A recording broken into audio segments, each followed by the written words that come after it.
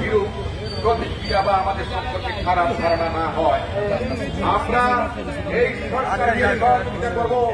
আমাদের এবং মেসেজ দিয়েছেন আমাদের নেতা ভারপ্রাপ্ত চেয়ারম্যান জনাব তারেক রহমান বলেছেন, প্রতিহিংসা নয়, জিজ্ঞাসা নয়, প্রতিশোধ আমরা ভুলে গিয়ে আমরা নতুন দেশ গড়ার লক্ষ্যে এই অন্তর্বর্তীকালীন সরকারকে সহযোগিতা করছি। আমি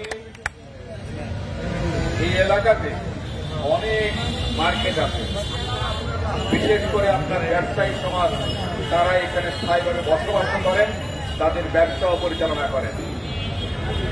আমি মনে করি আপনারা যারা নিউ মার্কেটে রাজনীতি করেন, আমাদের ব্যবসায়ী বন্ধুরা, তারা আমাদের প্রতিবেশী, তাদেরকে প্রোটেকশন দেওয়া, তাদের নিরাপত্তা দেওয়া, তাদের প্রতি আপনাদের কর্তব্য আছে। কেউ যেন দলের নাম বিক্রি করে, দলের বদনাম করে দলকে ছোট না করতে পারে, আপনারা সেটা খেয়াল রাখবেন।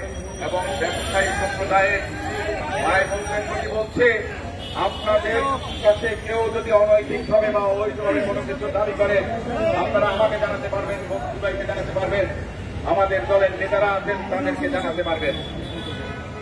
আমি মনে করি আমরা শান্তি শৃঙ্খলা বজায় রাখবো।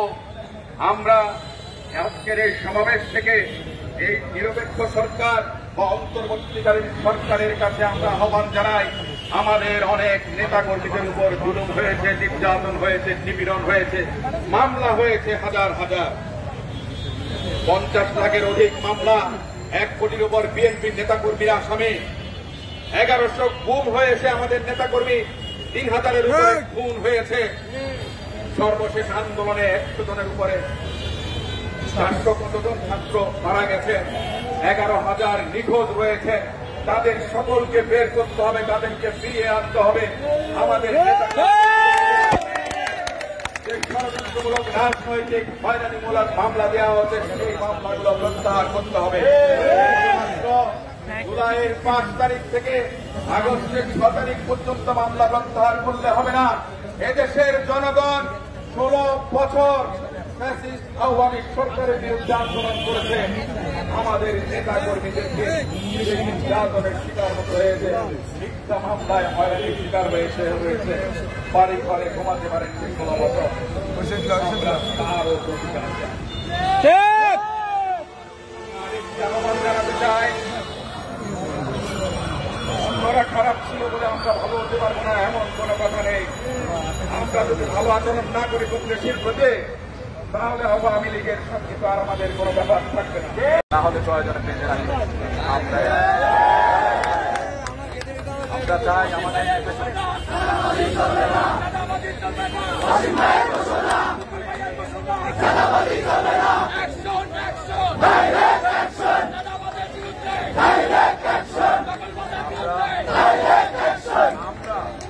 প্রতিহিংসার রাজনীতি করি না। আমাদের নেতা জনাব তারেক রহমান সাহেব বলেছেন, পটবর্তী না হয়ে সবচেয়ে খারাপ ব্যবহার করবেন না। আওয়ামী সরকারের সময় তাদের দোসররা তাদের দলে যারা অপকর্ম করেছেন, তারা যেগুলি করেছেন আমরা তা করতে পারি না।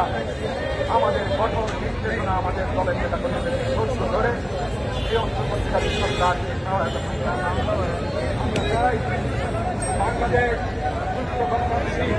আমার ফেরত আসুক, আইনের শাসন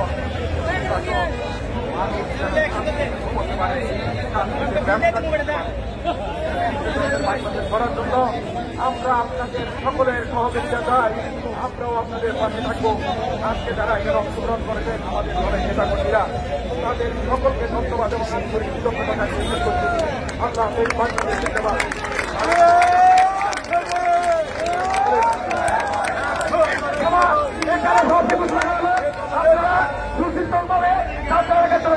আল্লাহ হাফেজ, ধন্যবাদ।